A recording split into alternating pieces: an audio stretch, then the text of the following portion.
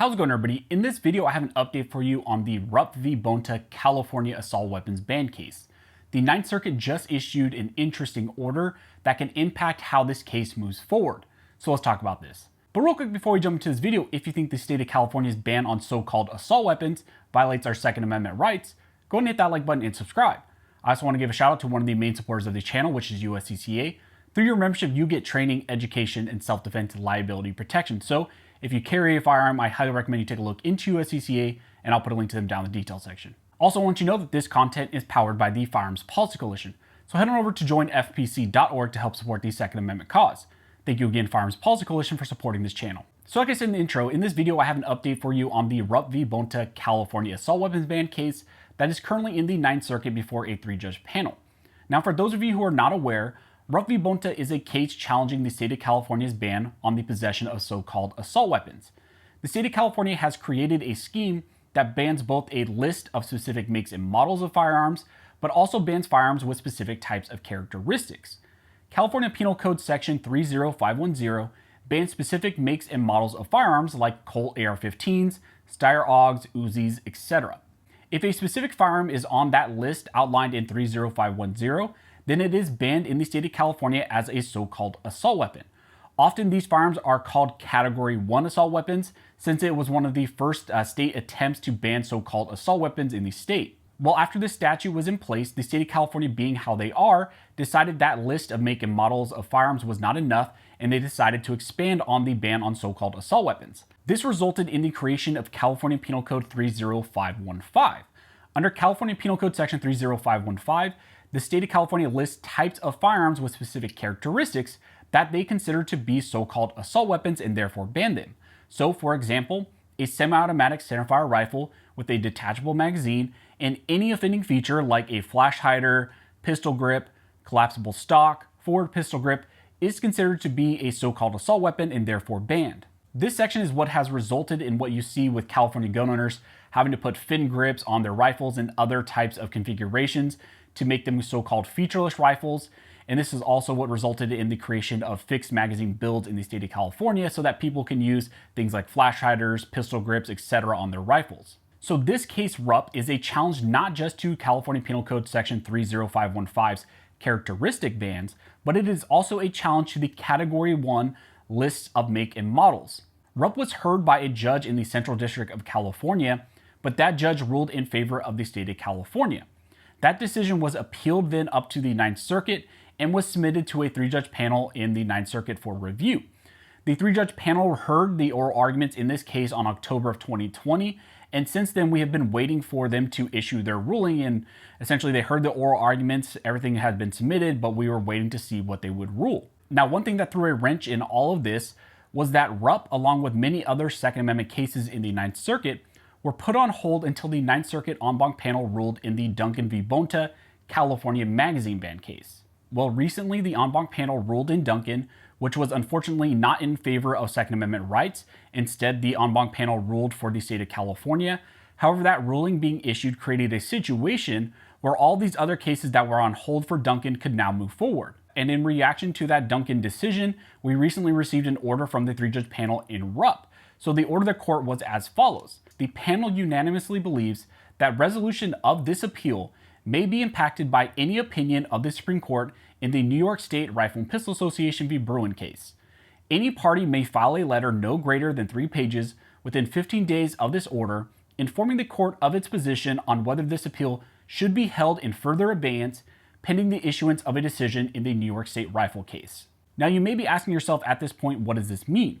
Well, the panel in Rupp believes that any decision in the New York State Rifle and Pistol Association Supreme Court case will have an impact on how they must rule in this specific case, Rupp. New York State Rifle and Pistol Association deals with the state of New York's may issue concealed carry license scheme. The Supreme Court recently heard oral arguments in that case and will be issuing its ruling sometime next year. Although the Second Amendment issues are not the same, the likelihood is that in reaching its decision on the constitutionality of New York's concealed carry law, the court will include language or a type of analysis that will impact other Second Amendment issues like a ban on so-called assault weapons. The panel in Rupp is therefore asking if any of the parties have the same belief that they do, and if they would like to put their ruling on hold until New York State Rifle and Pistol Association is decided. Some of you may be thinking at this point, that sucks. This court just wants to drag their feet. They don't want to issue a ruling in this decision and put it on hold, just like they did put it on hold for Duncan. Well, strategically, this may be a better pro 2A approach to kind of deal with this case. The Ninth Circuit is not a favorable court to Second Amendment rights. We recently saw that in the en banc panel's ruling in Duncan. One thing I also want to note is that prior, both the state of California and the plaintiffs in Duncan requested that the case be put on hold until the New York State Rifle and Pistol Association ruling. However, the en banc panel refused and decided to proceed forward with the case, and we saw how that turned out. The en banc panel likely knew that the ruling in the New York State Rifle and Pistol Association case would not favor the type of ruling that they wanted to issue, so they refused to hold the case and proceeded forward with the trial. Here, the judges on the panel for Rupp are Judge Hurwitz, Breeze, and Bumate. Now, Bumate and Breeze are both Republican-nominated judges, and Judge Bumate is very pro 2A. In fact, I really like him in the way that he writes about these 2A issues and these 2A rights. He recently wrote the dissent in Duncan on the en banc panel decision.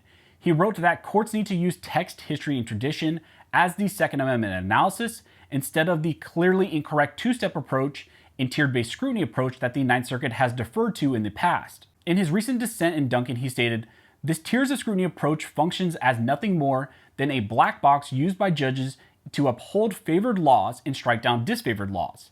But that is not our role. While we acknowledge that California asserts a public safety interest, we cannot bend the law to acquiesce to a policy that contravenes the clear decision made by the American people when they ratified the Second Amendment."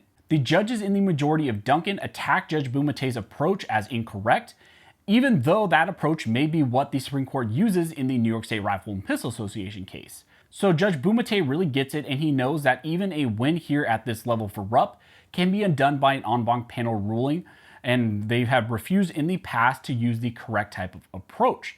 So Bumate and Breeze may be thinking at this point, let's not even give the other judges an opportunity to strike down this ruling if we do issue a pro 2A ruling, but instead let's just wait, hold off until the New York State Rifle and Pistol Association is decided, like they should have done with Duncan. Putting this case on hold may add authority and language from the Supreme Court to protect a pro 2A decision that these two judges may want to issue. So within the next 15 days, I would expect that the Rupp side would file a letter to the panel asking them to hold off on their ruling until the Supreme Court issues their decision in the New York State Rifle and Pistol Association case.